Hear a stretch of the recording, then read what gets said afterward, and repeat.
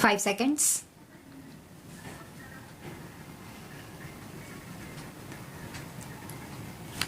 We believe that the private sector, both in agriculture and industry, will provide the needed thrust to economic growth.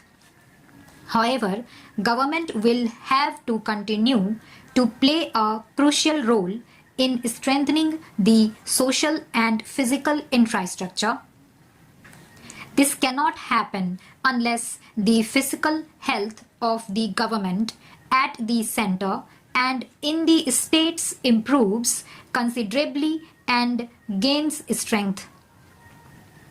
The realization of the social and economic objectives of the 9th plan depends critically on our being able to finance public investment in crucial areas of social and physical infrastructure.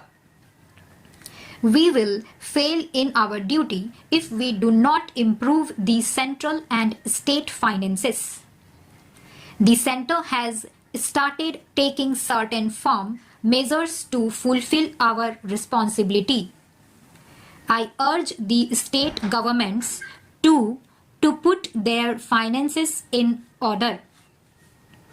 Dear Chief Ministers, recent trends in this regard are alarming. States' own contribution to plan financing has been almost non-existent. States are increasingly borrowing even to finance their current consumption. Reluctance to mobilize additional resources to meet increasing expenditure is the reason for this. There is a need for austerity all around to contain wasteful public expenditure. Revenue should be increased through a greater attention to efficiency and productivity of the enormous human and financial resources we invest in our various schemes. Can we accomplish this without a political consensus to end competitive populism? We are aware that the center has taken certain measures in recent years that have had serious, though indirect, repercussions on state finances. As an example, I mention the implementation of the 5th Pay Commission's recommendations. Adoption of these at the center has had a snowballing effect on states. I can assure you that we will be more considerate of states' interest in such matters in future. Charity begins at home. I would say the same about cutting the central government's expenditure. I urge all central ministries to enforce expenditure management rigorously. Why should we not have more essential expenditure in the social sector? Today, there is both a need and scope to raise resources through levying reasonable electricity tariffs and irrigation charges. Untargeted and unintended subsidies often lead to distortions in resource allocation, besides failing to benefit the really poor. Reforms in the power sector, which we have been overdue, must be quickly implemented by states. That will lead to better financial annotations of the power sector, which underserves financial freedom for the time being. We should also address the problem of implicit subsidies. For instance, take the subsidies for higher education. It is not paradoxical that even rich students pay college fees that in some states are less than what they spend on cold drinks. No government can afford to provide costly services free of cost universally. They must levy reasonable user charges wherever possible, particularly for non-merit goods and services. What is required is a change in the mindset in the fixed, inherited nations about subsidized public services. We should not be prisoners of the past. Subsidized services should be restricted to only those who cannot afford to pay. There is tax competition among states to attract private investments.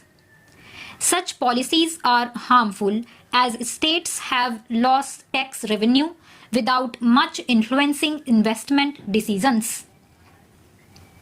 This must stop. Better infrastructure, faster decision making, and investor friendly environment are more important in the decision making of the investor community. A practice that is pushing states towards fiscal crisis is the ready extension of guarantees to the borrowings of state-level public enterprises.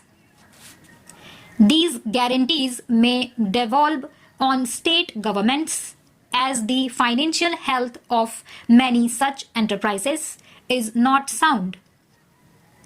This practice will hurt states' credibility and adversely influence their credit ratings. Regional disparities are of concern both across and within states. Even some of the faster growing states have pockets that have lagged behind. We should exchange notes on lessons of such unbalanced development. Faster and widespread development is the medicine for many of the ills of our economy, polity, and society. Let us strive to live up to the expectations of the people, especially of the poorest, who are also the majority of voters. Modern communications and media have raised people's expectations. We cannot forget that many of the social, political, and communal tensions we see today are due to the non-realization of these expectations. The 73rd and 74th Amendments to our Constitution 5 years ago provide for a third tier of government. Still, several states have not yet imbibed the spirit of these amendments. There is an urgent need for genuine devolution of political, administrative, and financial powers to the Panchayati Raj institutions. If democracy works at the national and state level, it will surely work at the village level also. Rather, democracy at the national and state levels will only be enriched by extending it to the grassroots. All of us cherish peaceful and orderly progress. Good governance is essential for this. The rule of law is a prerequisite for good governance.